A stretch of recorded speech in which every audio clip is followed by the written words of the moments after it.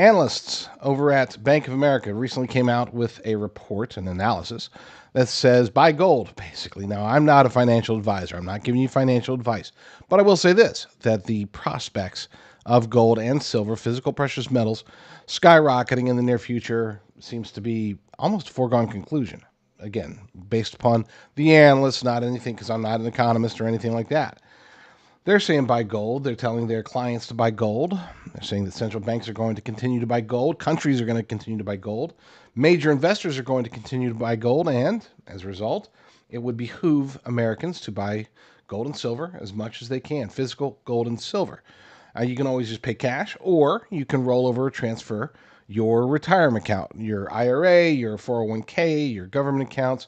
Generally speaking, you can do so tax-free if you contact my good friends over at Genesis Gold Group. They are a faith-driven precious metals company. They do it the right way. You can check them out and get your free wealth protection guide by going to rumblegold.com. But if versus just going out and getting that, if you want to, I would recommend going to jdrucker.com/gold, jdrucker.com/gold, and read more about my personal experience, what I know, what I learned about the gold industry, having been participating in it for the last few years. There's a reason why, after vetting out 32 different companies, I came to the conclusion that the company that I would want to work with is Genesis Gold Group. So check them out, jdrucker.com/gold or rumblegold.com, or both. Either way, might as well check out both. This is important. This is your retirement. This is your life's savings. Check them out. See why I like Genesis Gold Group. And it's more than just because they pay me money. Trust me, it's a lot more than that. It's actually because I trust them.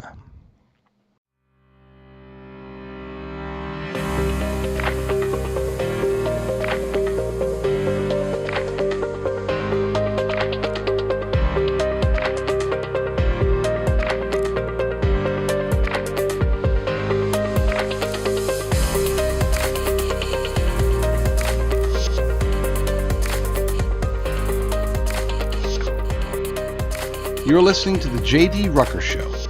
Let's begin. It's the inflation, stupid. Those are the words of the horrible man, but very smart man, James Carville, referring to his successful campaigns with Bill Clinton. They were able to do a lot of things, and they did focus on the economy, and that has been the truth since long before James Carville, and will remain the truth long after James Carville. The economy does have the greatest impact of anything on elections generally. This year might be the first time in a long time that illegal aliens, illegal immigration, the border crisis might actually supersede the horrible economy in the minds of many Americans. But I would still say that the economy is the number one factor when driving people to make decisions at the polls. We look in our pocketbooks, we look in our wallets, we look in our bank accounts, we look at our bills, we struggle. We're struggling. Americans are struggling. Not all Americans. The super rich are definitely not struggling. They have benefited greatly from Joe Biden and Kamala Harris in office. But for the rest of us, we are struggling. And here's the challenge, is that the worst days could be ahead of us, even if Trump wins. I want to be very clear. I will take Trump over Kamala when it comes to the economy every time. I'm not even going to say 99 times out of 100. It'll be 100 times out of 100 if given the choice between Donald Trump and his economic policies versus Kamala Harris or Joe Biden or pretty much any Democrat. I will take Trump every single time. With that said, he's got a lot. This isn't like inheriting the 2016, the Obama economy, which is already bad enough. This is far, far, far, far worse. And there are risks down the road, which, to be clear, should be even more reason. This should be the absolute positive rallying cry to anybody who's even thinking about voting for Kamala Harris. If they are concerned about the economy, they need to understand that as bad as it's been under Joe Biden, as much of a continuation as Kamala Harris has basically promised that she will be when it comes to fiscal policies, it's going to be far worse for her if she were to be installed as president, because the the economic catastrophes on the horizon greatly outweigh everything that we've already experienced for the last 4 years. In other words, it can get very much worse. This is why even with Trump, it's not like we're out of the woods. Oh, Trump's in and happy days, happy times, economy's going to just suddenly boom. There are aspects of the economy that will boom literally from day one. I mean, the moment that it's declared that he won the election, we will see certain economic indicators start to skyrocket. That's the Trump effect. And that's something that, frankly, at least in my lifetime, I've never seen. I've never seen anyone impact the economy just with their presence, negatively or positively, the way that Trump does. Trump's persona allows him to instill in the American people, whether they're Democrats, Republicans, Independents, or whatever, it instills confidence in the future of our financial well-being here in the United States. They won't admit it if they're on the left, but they do believe it. They know it. Many of them do. Some of them still think, oh my gosh, if Trump gets into office, we're going to be bankrupt as a nation. I've actually heard that argument multiple times, especially when you have the bought and paid for Harvard economists that will say anything they're told to say. They're worse. Leftist economists are worse than climate change scientists when it comes to just spewing out whatever the partisan line is, whatever the political line is. They don't actually care about their credibility because they know they're not going to get called out in corporate media. And they know that they're not going to be lambasted. Just like any climate scientist that says, "Oh, climate change is killing us," they face zero repercussions and they have great benefits that are given to them. Same thing with leftist economists. They don't. I mean, look at Paul Krugman. Don't even get me started. International Man, Doug Casey's International Man. You can find this over at internationalman.com. Put together a list. Actually, it was Nick Giambruno, very smart dude. Is the dollar collapsing? 7 key indicators you can't ignore. And again, this is over at internationalman.com. There's an outline, but we're just going to buzz through these indicators. Number 1, federal budget deficits. Okay, chart below shows yada yada yada. I don't have to tell you, the federal budget deficit is tremendous, and it's something that outside. I mean, we're approaching COVID numbers, to put it in perspective. And COVID numbers were horrible, and Donald Trump even addressed it to some extent during his interview with Joe Rogan. And he said, look, we were doing great up until the point where, up until the point where COVID was unleashed, in my humble opinion, to derail him. Number 2, federal debt itself. Federal debt has exceeded $35 trillion. $35 trillion. I remember when we crossed 10 trillion, and it's like, oh my gosh, it's Armageddon. We're well beyond the point of no return. Pack it up. Well, 35 trillion, let me just tell you, we truly, legitimately might actually be beyond the point of no return. It will take fiscal maneuvering and an act of God for us to be able to truly recover from this tremendous federal debt that we've accumulated. It represents 123% of gross domestic product right now. It's important to remember that GDP is a flawed statistic. For example, it counts government spending as a positive. Oh, don't get me started. A more honest measure would count government spending as a big negative, as it compounds the debt spiral. And the U.S. government spending accounts for at least 37% of the GDP. Number 3, federal interest expense. It's interesting. Annualized interest on the federal debt exceeds $1 trillion. It's for the first time, and it's shooting higher. The interest cost in the federal debt is already the U.S. government's second largest expenditure, larger than even the defense budget. Interest expense is set to exceed Social Security and become the biggest federal expenditure in the coming months. In other words, our biggest expenditure by the federal government will have zero impact on anything in our lives. It's not going to fund defense. It's not going to fund Social Security. It's not going to fund Medicare. It's not going to fund any of that stuff. It's not going to be used to build roads. It's just going to be used to pay back interest on money that we've already borrowed. Let that sink in. Please let that sink in. I know that phrase is used far too often, but this time I really do want you to let that sink in. The biggest expenditure by our federal government, and we're months away from this, will be paying back money that we've already spent, paying back interest on money that will not affect you or me. It already has, and usually negatively. Number 4, the federal funds rate. Now, this is an important one. In the wake of the 2008 financial crisis, the Fed brought interest rates to roughly 0% and then held them there for years. Then, in late 2015, they started a rate hiking cycle that lasted until the repo market turmoil in late 2019. After the outbreak of the COVID mass psychosis in early 2020, the Fed brought interest rates back down to around 0%. Inflation subsequently hit 40-year highs in 2022, forcing the Fed into another rate hiking cycle, one of the steepest in history. In the last 18 months, the Fed hiked rates from 0 to 5%. The Fed has now pivoted back to monetary easing and rate cuts without having defeated inflation, which is important to note. Okay, you raise interest rates to try to lower inflation.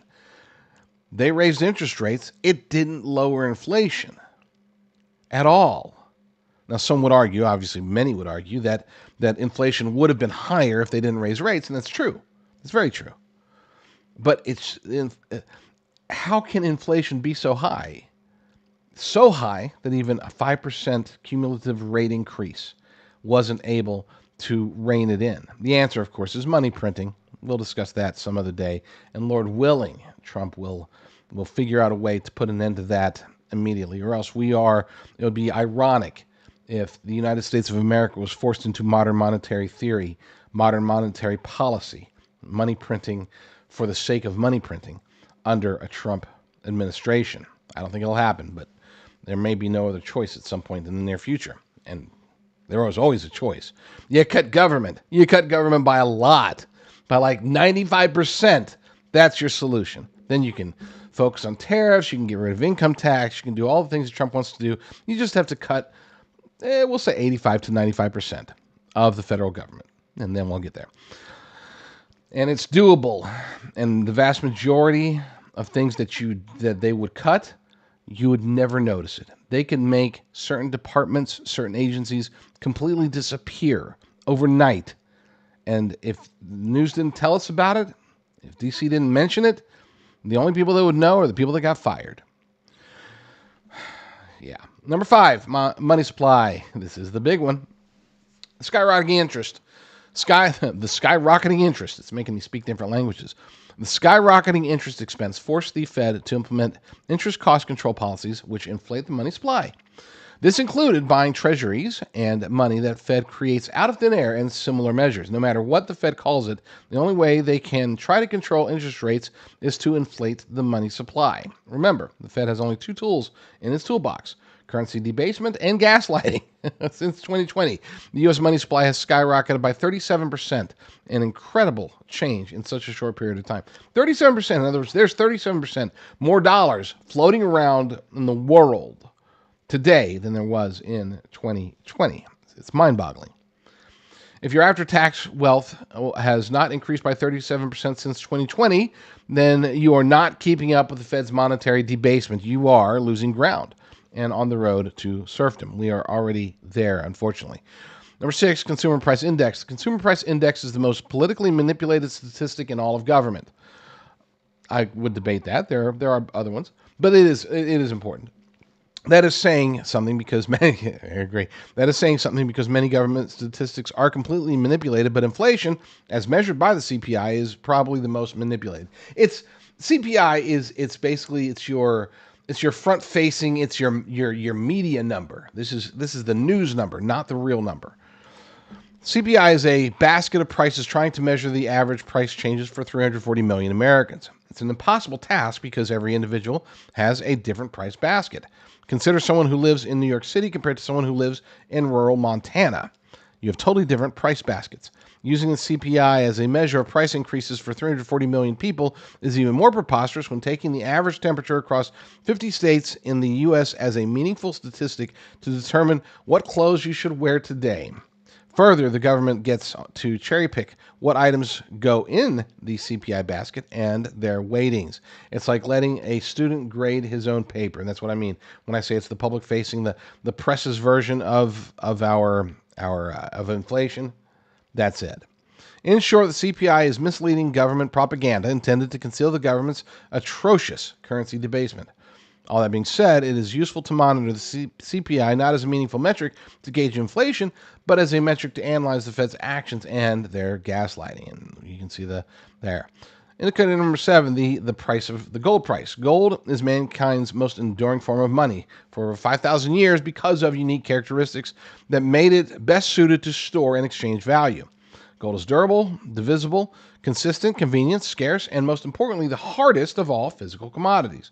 In other words, gold is the only physical commodity that is the hardest to produce relative to existing stockpiles, and therefore the most resistant to debasement. Gold is indestructible, and its stockpiles have built up over thousands of years. That's a big reason why the growth of new gold supply, typically 1-2% per year, is insignificant. In other words, people can arbitrarily inflate the supply.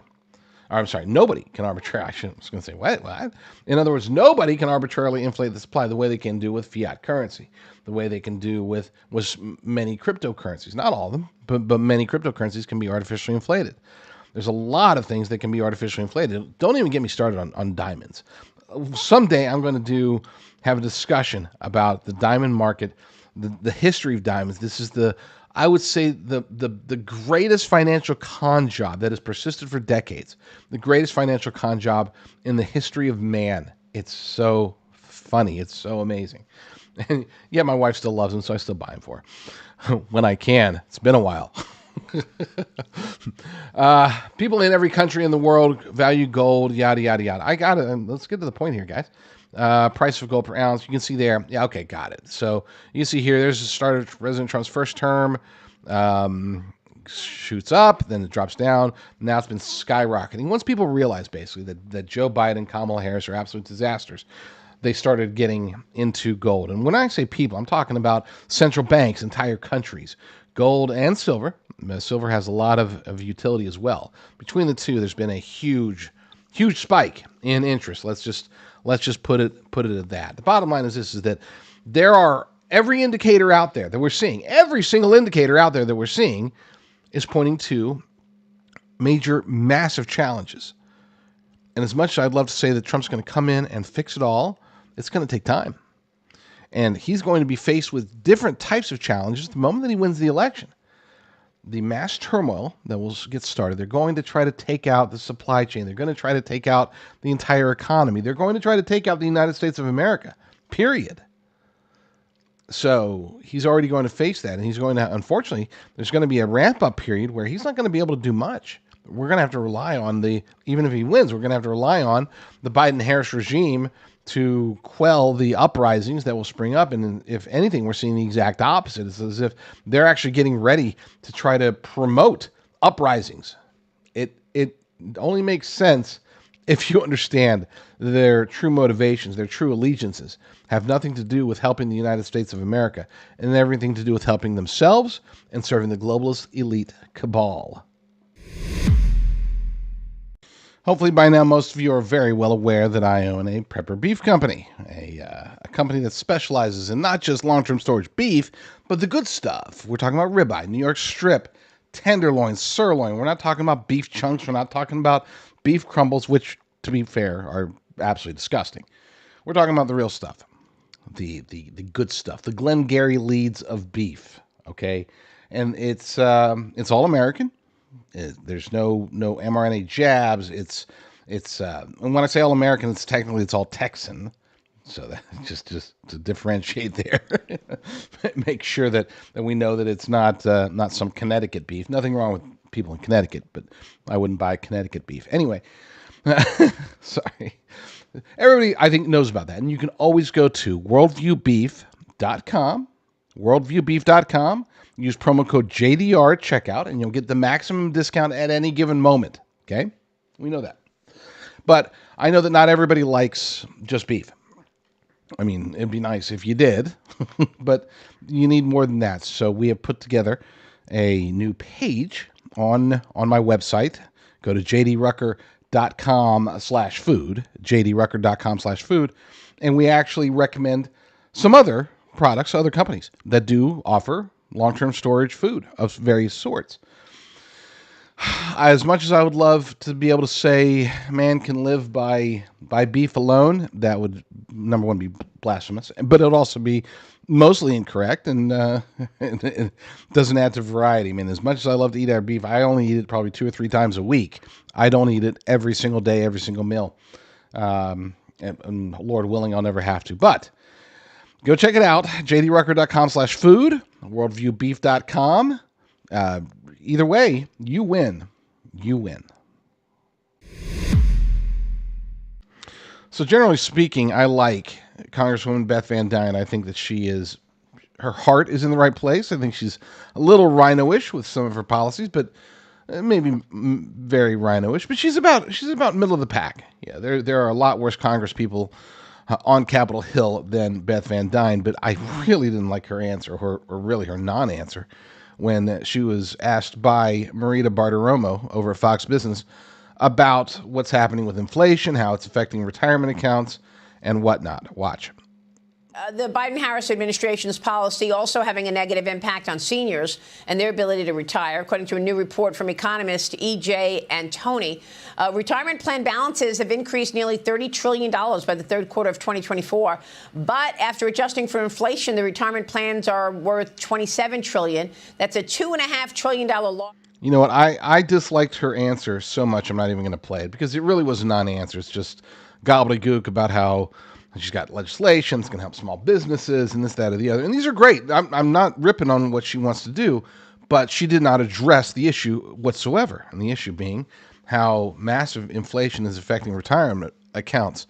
We look at our IRAs, our 401ks, and we say, oh, okay, things are doing okay. You know, it's not bad. The stock market's doing okay. You know, maybe we'll wait it out. Maybe we'll see what happens with the election. But here's the thing, and I cannot stress this enough. I've said this before. I've said this for weeks now. There are many reasons, obviously, that I am praying and very hopeful that Donald Trump is able to win the election. But even if he does, retirement accounts are still going to have massive challenges. So here's the two scenarios. Trump wins the election. We have mass turmoil. Okay, there's nothing he can do about it. Before he's even inaugurated, they're going to be rioting. They're going to be trying to destroy this nation, take down the economy, to destroy the supply chain. They're going to be doing things because they're going to be just filled with rage. They being not just the upset Democrats. I'm talking about actual provocateurs, paid provocateurs, such as Antifa, BLM, people that George Soros and the globalist elite cabal want to use to take this moment in time and try to destroy the United States of America. And this is going to have massive impacts on many things, including the stock market, including retirement accounts, including the price of gold and silver. Okay. And I'm not a financial advisor, so I'm not telling you, gold and silver is going to go up. But look, that's not just me. That's what a lot of people are saying. I would say most people are saying. They look back at Trump's first term when gold alone rose 51% from the time he came into office until he left. They look at what's happening right now with inflation and everything, and they know that he can do stuff about it. He's going to be able to fix a lot of these things, but it's going to take time, and perhaps more importantly, when it comes to retirements, when it comes to gold and silver, it's not like, okay, so Trump's going to fix the economy and all of a sudden gold and silver are going to drop. That's not what's going to happen. And if, God forbid, Kamala Harris wins the election, well, then we are in deep trouble. The stock market will react negatively, we'll say.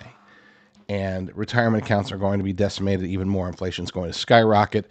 And gold and silver are, once again, still going to look good. So it's sort of like, when I hear people, I don't want to do anything with my retirement. I don't want to do anything with my wealth. I don't want to buy gold and silver just yet.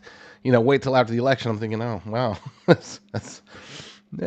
don't know about that. So like, you know what? I'll get my flood insurance after it rains. Like doesn't make any sense. And I'll admit, I stole that quote from Jonathan Rose, CEO of Genesis Gold Group, and they are helping people every single day with retirement accounts. You can always reach out to them, contact them at rumblegold.com, and that will get you your wealth protection kit and all that good stuff. And I transitioned inadvertently into an ad. This is really, the focus here is that Republicans and Democrats, they really have no idea.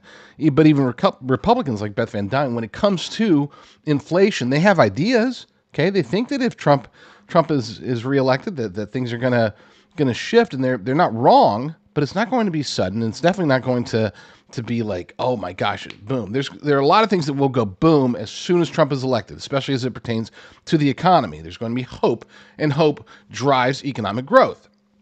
But one thing that's not going to like suddenly disappear is massive inflation. One thing that's definitely not going to disappear is the risk to the stock market. It's not going to be like if Kamala wins. Don't get me wrong, but we've experienced what I consider to be a very inflated stock market for a long time. Inflated by inflation. I know it sounds weird, but you see stock market gains, but they're not gaining nearly as fast as the inflation itself.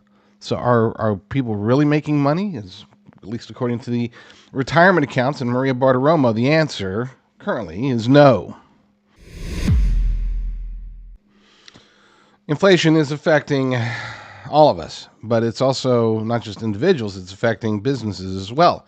And entire industries are crumbling under the weight of Kamalanomics. But the automotive industry gets the double whammy. Not only are they stuck with this horrible economy, at least for the time being, but they're also having to contend with Kamala's ambitions with her Green New Future. The Green New Deal, of course, she was one of the co-sponsors, architects of the Green New Deal from the Senate when she was there, and now she and Dementia Joe are trying to force feed electric vehicles not only onto consumers but also onto automakers. This has made it to where it's cost prohibitive to buy a new car for millions of Americans.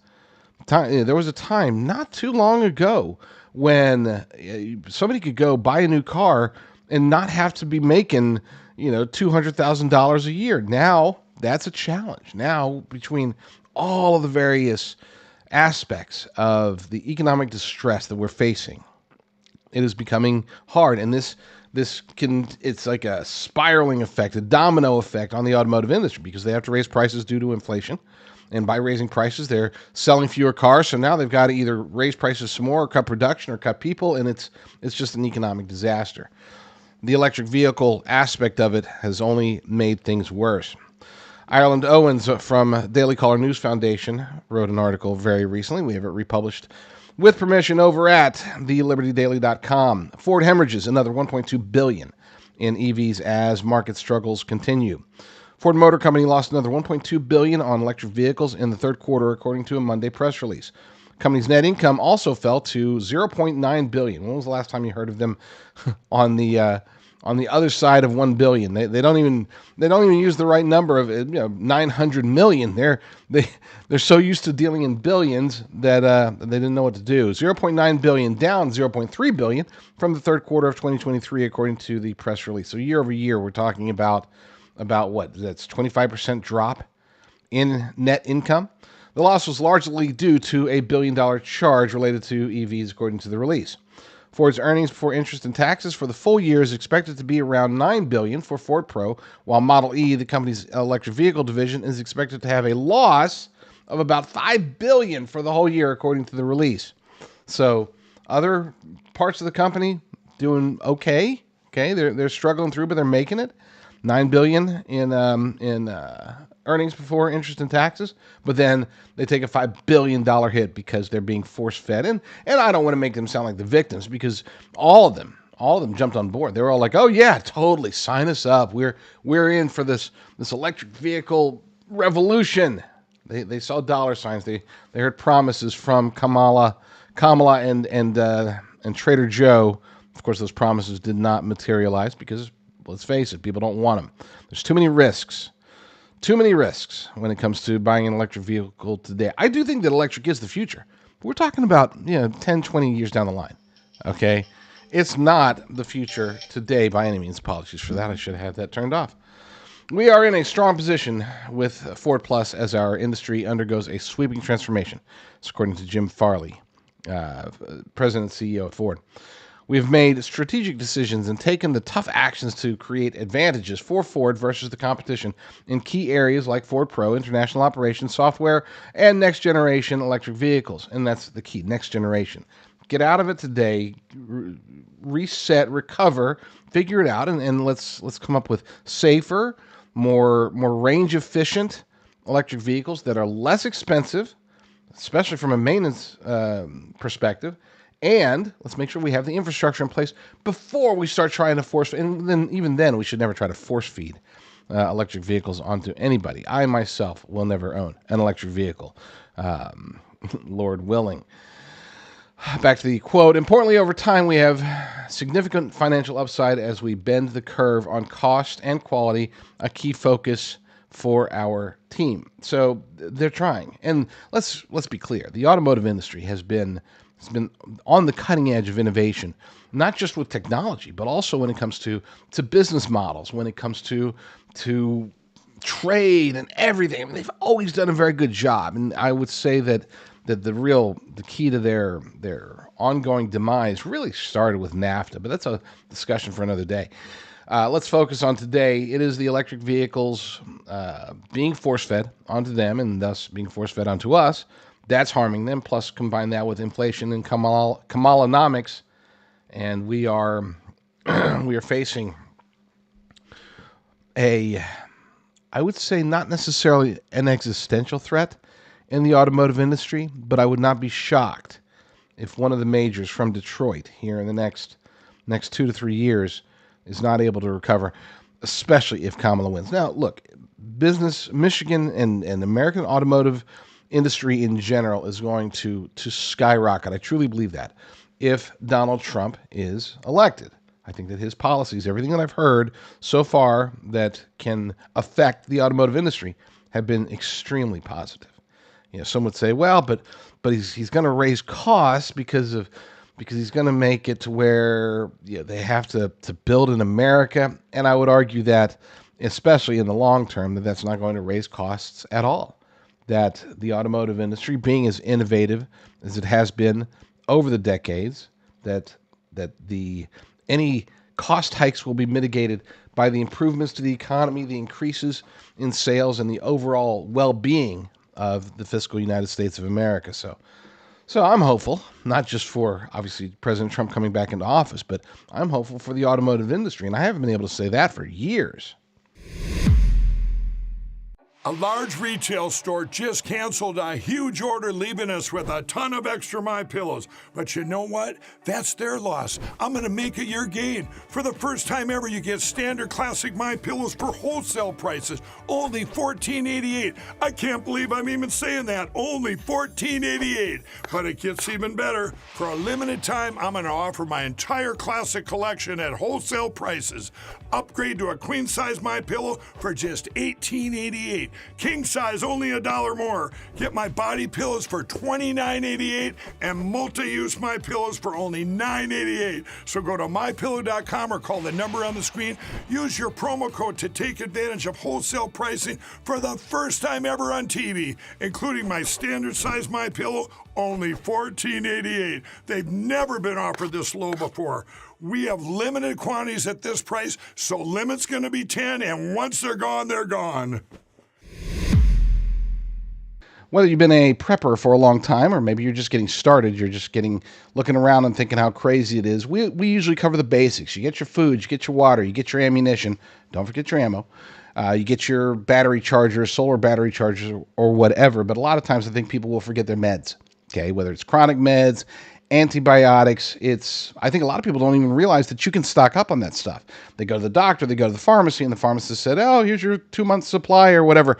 Well, you can actually stock up on a lot of these meds by going to jdrucker.com/meds. You'll talk to the good folks over at Jace Medical. They can get you a 12-month supply of certain prescription drugs. They can get you emergency meds, all sorts of good stuff, things that you may or may not need, but it's always good to have it on hand because I guarantee you, even if you don't think you need it today, you might need it in the future. jdrucker.com/meds. It's funny, when I first saw this clip that hit my feed, it hit my feed today, but it's actually been from a couple of days ago. But nevertheless, when it hit my feed, actually it's from last week, but whatever. It's new to me, and it's still relevant today. This is an interview with Byron Donalds, but it was the interview before the interview with Byron Donalds that really caught my attention, because they asked the gentleman what he thought, what was the most important thing about the election, and he started talking about trust. And I could have sworn I was ready for him to start talking about how government isn't trustworthy because they lie to us, corporate media lies to us, and this really is an election about the truth. And then that would have been refreshing, but it was actually even more refreshing than that because as we've said it many times, especially on today's show, it really does just come down to the economy. Watch. The number one issue I'd say facing Black America is the trust of Washington, D.C. The inflation is crazy high right now. Interest rates are up. And we just don't believe what's in office right now is going to support us another 4 years. Kamala hasn't presented a plan yet on what she's going to do. All she's talked about is what she's going to give people. It don't matter if you give these people $25,000. They're not going to buy a house. They're not going to do it. Everybody wants something for free. That's what the Democrats think. If we give you something, you'll vote for us. I don't need a handout. I need an opportunity. That's very interesting. I don't need a handout. I need opportunity. What is So for the second time today, I'm going to cut off the response from the member of Congress. And I love Byron Donalds. I think he is one of the exceptional members of the House of Representatives, somebody that I could really get behind here in future elections for sure. With that said, his answer, it was standard campaign rhetoric. What the guy in the barbershop said, though, that's what we're hearing more and more, and that's what's important here. Look, I get it. I've said it a million times. The border crisis is a humongous issue. It's an existential threat. But at the end of the day, now that we're just a week away from the election, people are they focused on the border? You betcha. And I'm going to be talking about the border tomorrow, okay? We're going to get to that. But I want to really stay focused on the economy because that is, especially when you're talking about your average middle information voter. I'm not talking about you or me. We're sitting there, just tuned into all the politics all day, and it's driving us insane. I'm not talking about a plurality of Americans who are truly just low information voters. They're sheep, and it's on the left and the right. Okay, to be clear, but the Republicans will always vote R no matter what. The Democrats will always vote L. For the leftists will always vote L no matter what, and they don't actually even pay attention to anything else that's happening. Maybe they realize though that the economy is harming them. But we know that those middle of the line voters, the voters that are tuned in but not obsessing about it, those are the ones where it seems as if the economy is actually resonating with them even more so than the border, more so than anything else. And I would argue that even on the left, it is resonating stronger in many of them, more so than the abortion issue, which right now, that's all they've got.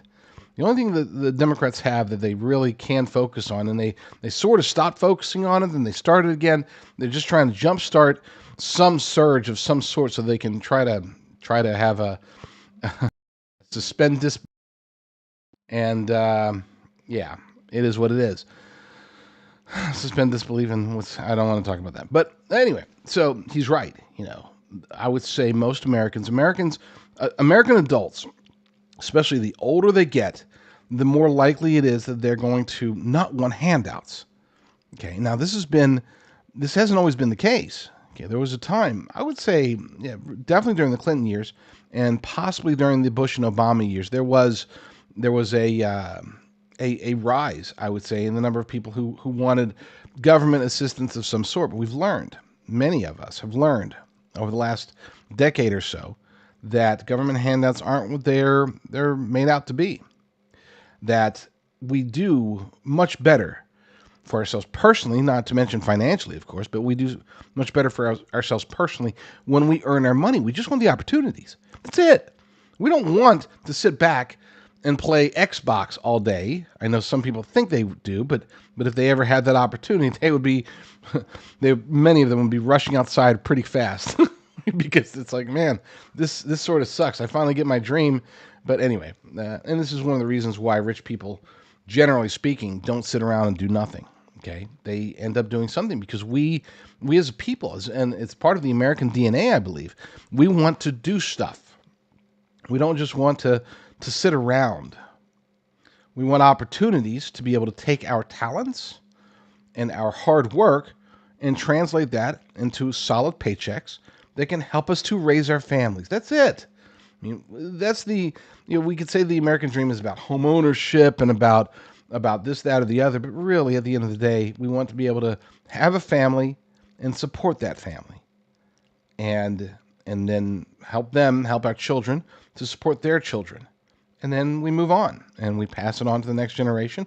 We go to meet our creator and they carry on our legacy. That really is the true American dream, and it's impossible today.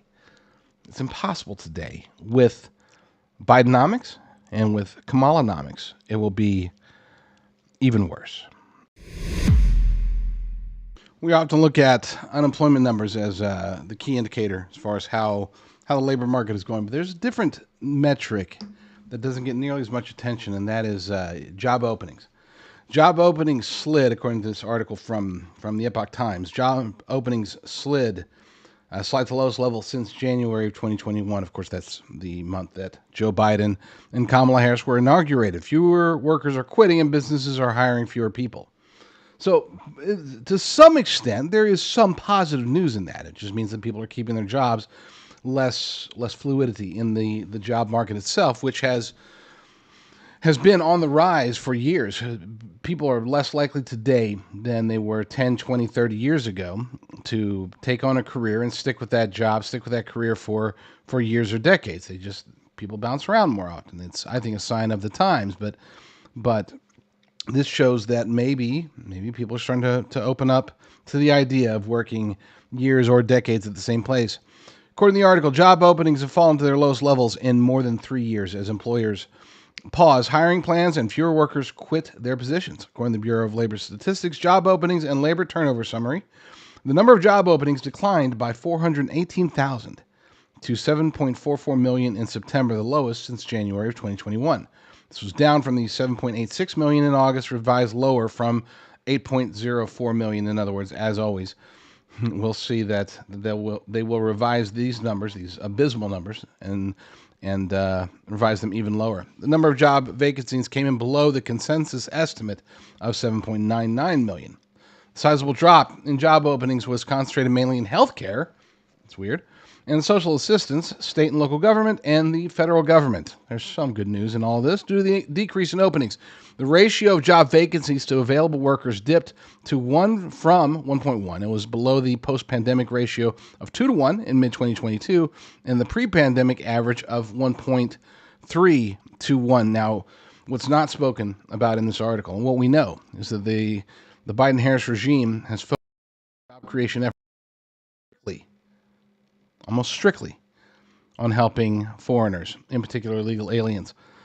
It's stupid, to say the least. It's dumb.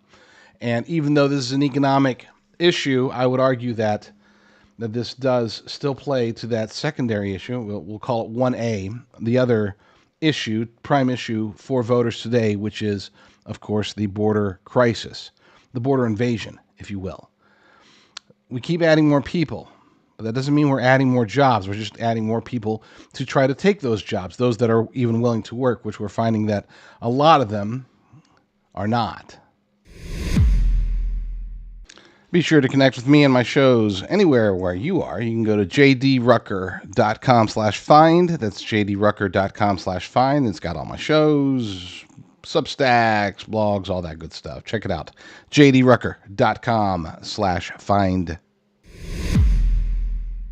Obviously, when it comes to the economy, there's a lot of bad news, but some would argue that there is at least a silver lining to it because we can utilize this. And I'm not a big fan of, let's suffer so we can win the election. I don't like that at all. But with that said, it is what it is. I mean, the Biden-Harris regime has destroyed this economy, an economy that pre-pandemic was thriving, that was due for a tremendous rebound. Keep in mind, there should have been, following 2020, basically with the economy that Joe Biden and Kamala Harris inherited was poised to skyrocket. This is what happens. We've seen it throughout our history. We have events, things, situations that cause bad times, and after those bad times, we have really good times, because the American economy, when it's in bounce back mode, bounces back hard. And so we should have been thriving by now. We shouldn't be dealing with any of this stuff. Of course, there will have been some inflation because of the money that was created during COVID. Too much money was printed to the tune of like 3 trillion. But with that said, that should have affected 2022. Okay, but then it should have been, everything should have been going up except for inflation. That should have been the thing that was going down. Instead, we have the economy that we have. But with it said, there is hope. Hope is on the way, they say. Hope is on the way. An article over at thegatewaypundit.com by Michael Schwartz is actually from the Western Journal, republished over at thegatewaypundit.com. Elon Musk makes deep state bureaucrats cower in fear. Now, I could just stop right there, and I'm already happy. But there's more. With budget cut promises, oh my gosh, I could stop right there and be very, very happy, but there's still more. And he says, your money is being wasted. And we knew this. We've known this for a while, but it's good to hear somebody like Elon Musk, who presumably will be participating in some form or fashion with the Trump administration. And Trump says that he's going to be in there to help efficiency, make the government more efficient. I don't know if I would trust anyone more than Elon Musk. And to be fair, I've been very critical of the guy. I don't trust him. But on something like this, I'm willing to give him the benefit of the doubt, because I know he's got the skills. We know that. Now the question is, will he apply it and try to make America truly better again as a result? We'll see. I think he will, but we'll see. According to the article, President Thomas Jefferson, without a shred of exaggeration, described his first election to the presidency as the Revolution of 1800. And now, 224 years later, we find ourselves on the brink of a similar. Sunday, in New York City's iconic Madison Square Garden, at a rally, President Donald Trump, Elon Musk electrified rallygoers by pledging to slash trillions of dollars from the federal government's budget during a second Trump presidency. Your money is being wasted. That wasn't awful. Okay, there's been worse Elon Musk impersonations. It sounded sort of Terminator-ish as well, but whatever. And the Department of Government Efficiency is going to fix that. Okay, that was worse. Anyway, the crowd then erupted in cheers. We're going to get the government off your back and out of your pocketbook, Musk added moments later. In August, Trump endorsed the idea of a government efficiency commission headed by Musk. Since then, Doge-related ideas, Department of Government Efficiency Commission, I love it. Doge-related ideas and accounts have proliferated on Musk's social media platform X. Howard Lutnick, chairman and CEO of Cantor Fitzgerald, spoke immediately before Musk on Sunday and introduced the ex-owner to the rally crowd. We set up Doge, Lutnick said to Musk. How much do you think we can rip out of this wasted $6.5 trillion Harris Biden budget? And Musk replied, well, I think we could do at least $2 trillion. That's a huge amount, folks. That's more than I think a lot of people even understand. It's a number that's very difficult to comprehend. We're talking about 2,000 billions, okay? It's a lot of money. $1 billion is a lot of money, and he wants to cut 2,000 of them. But I think he can do it. Oh, I mean, I know that he can do it. The question is, will he? Do we have the fortitude, the will to make the cuts that are necessary? And putting Elon Musk, the beauty of this plan is that somebody like Musk, he has no incentives. Okay, there's nothing there that says, oh, you know what? Let's make another few $100 billion. He's fine. He's got plenty of money. He has plenty of power. He has what he wants. He has X. He has SpaceX. He has Tesla. He's got his AI stuff, which I don't like. He's got his Neuralink stuff, which I don't like. He's got his Starlink stuff, which I like. But still, I mean, the guy's got what he needs. It's not like he's sitting there and going to try to figure out, how is this going to benefit Elon? He's hopefully, Lord willing, he's going to try to benefit America. And to do that, he'll need to make cuts. We're not talking about a scalpel here. We're talking about a chainsaw. Take a chainsaw to the federal government, chop up as much of it as you can, discard the stuff that we don't need, and then let's pull out the scalpel or the chisel or whatever is required to then continue down that road in smaller increments. But first, you got to take out the big chunks of waste. And hopefully, Elon Musk is the right guy for that. Let's see. At the turn, okay, yeah. Thomas Jefferson, good stuff there. And it's a good article. So I would recommend you read it. You know what? Let's go ahead and play that. Let's play Elon Musk, at least a portion of his speech from his Madison Square Garden appearance. Your money is being wasted, and the Department of Government Efficiency is going to fix that.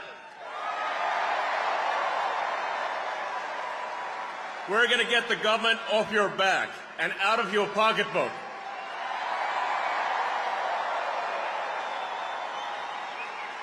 And America's just not just going to be great. America is going to reach heights that it has never seen before. The future is going to be amazing.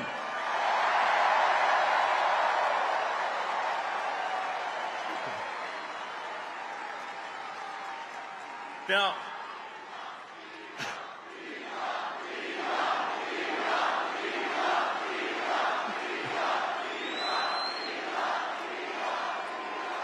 you guys are awesome. Honestly, this is like...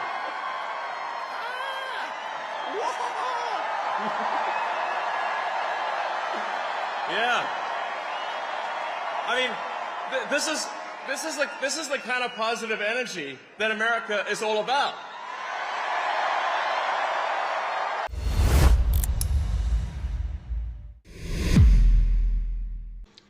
He is probably going to fix things. I am very hopeful that he will get things fixed. And you know what? It's funny because let's say we take away Donald Trump from the equation. I know that's hard.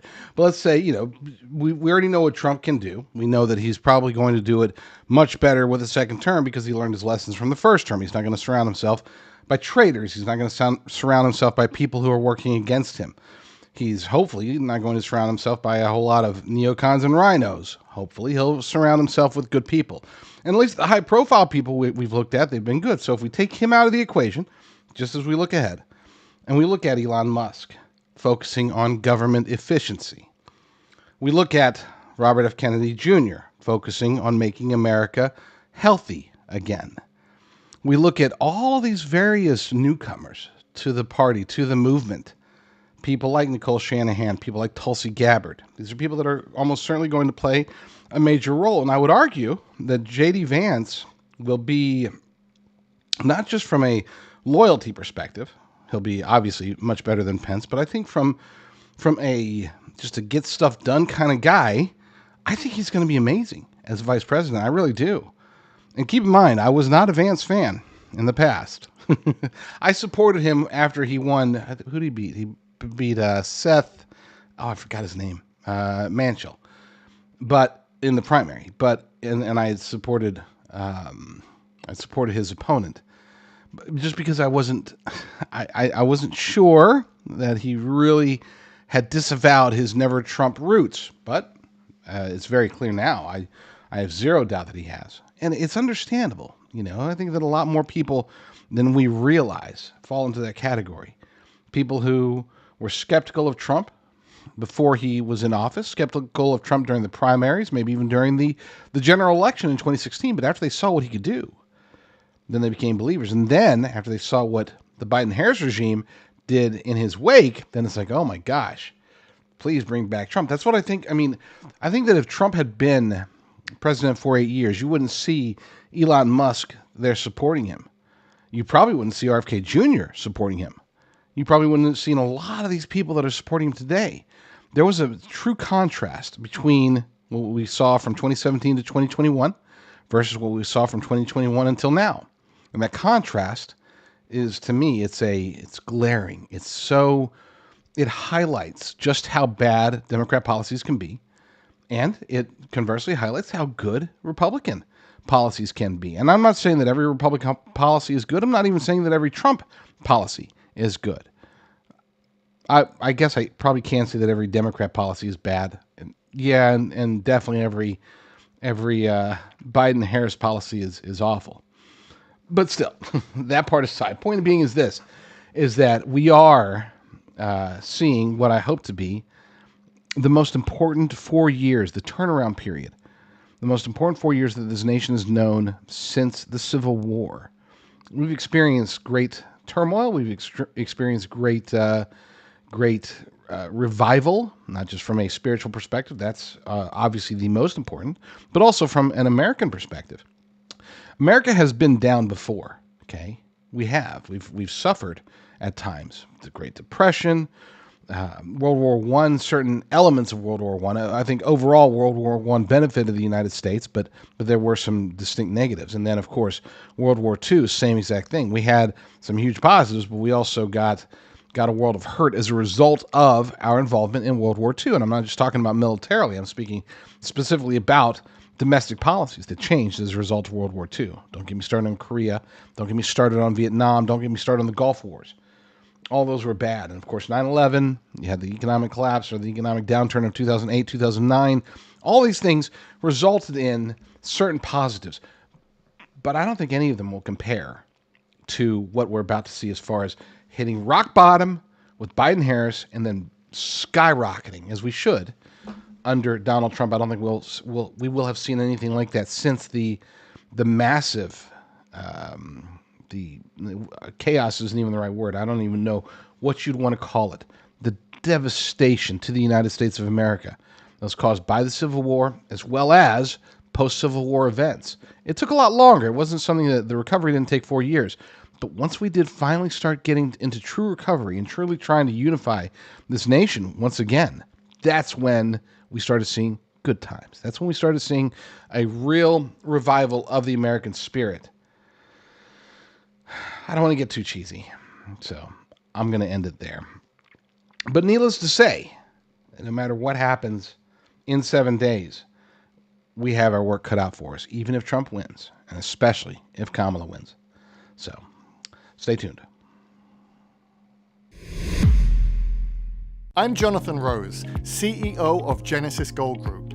As Americans, we work hard every day to provide for our families and ensure their future. But with the uncertainty facing our economy, it is more important than ever to safeguard your wealth and protect your retirement savings. Educated investors look to safe haven assets to shield themselves from the economic storm. Tangible assets like gold and silver can provide stability, security, and most importantly, peace of mind. In 1997, the Taxpayer Relief Act allowed Americans to hold physical precious metals like gold and silver in their IRAs for the first time. Today, Genesis Gold Group helps our clients transfer existing IRAs, 401ks, and other retirement accounts into physical gold and silver, tax and penalty free. With thousands of satisfied clients, 5-star reviews, and fully accredited with the Better Business Bureau, our experienced team is here to help you navigate the process. Start to finish, now is the time to educate yourself on the importance of a diversified portfolio, including tangible assets like gold and silver. Call now to receive our free wealth protection kit and digital dollar defense guide. Call now and we'll include our extremely popular silver prepper bar free when you open your account. Add it to your IRA or have it sent to your home. Call Genesis Gold Group today at 800-200-GOLD. Prepper bar only available through Genesis Gold Group. So we'll be doing another live show. The reactions to last night's. Last night I did my first live, whatever you want to call it, behind the scenes of the LibertyDaily.com, and it was very popular. It actually didn't get a ton of views, really, but the responses, the feedback that I got, people going to jdrucker.com/talk, those were phenomenal. So we're definitely going to do it again tonight. Hopefully we'll get some more people to watch it and to comment, to chat or whatever. And yeah, that should be fun. I enjoy doing it because, I do this every night, every 7 days a week, every night I'm on the Liberty Daily editing it, getting stories ready, especially for stories that will greet the early morning people, because that's when the vast majority of the traffic comes to the Liberty Daily from 4 a.m. Pacific time until about 7 or 8. I'm sorry, by 4 p.m., 4 a.m. Pacific time till about 7 or 8 Pacific. That's when all the traffic comes, and so I took the night shift specifically for that reason, to make sure that I could craft the homepage in a way that puts the best information, the most important information out there for the people to be able to digest first thing in the morning. So I took the overnight shift, and running the site overnight has proven to be fun.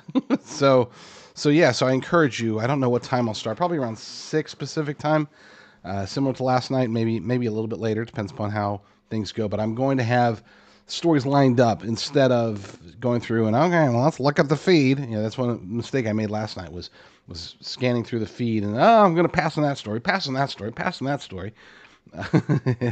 those who don't know, the libertydaily.com and americafirstreport.com, the two ultimate Drudge Report alternatives that are actually conservative and faith-driven, both of them are hand processed, hand curated. We don't have RSS feeds plugging stories in. I think a lot of people don't realize that many of the sites out there, many of the aggregator sites, they just say, okay, here's 3 dozen websites, and let's just feed them directly in, and then we'll call it an aggregator. That's not an aggregator. That's just a feed site. We actually go through, and we have over 250 sites that we monitor. And as soon as stories get published on those sites, we check them out, we read them, we publish them over at the libertydaily.com and americafirstreport.com, and the rest is history. So people seem to like that. So yeah, tonight, again, I'm not sure what time. We'll see if we're going to do this ongoing. It depends upon how popular it is. If enough people come to it, then yeah, we'll do it every night. I'm already doing it. I mean, I'm already doing the work. Might as well live stream while I'm doing it, right? So that way you can get sort of a bird's eye view, sneak peek, if you will, to everything that's going on in conservative news coming through the libertydaily.com and americafirstreport.com. So with that said, that means I do have to cut today's show a little bit short, so that I can go get prepped for the next show.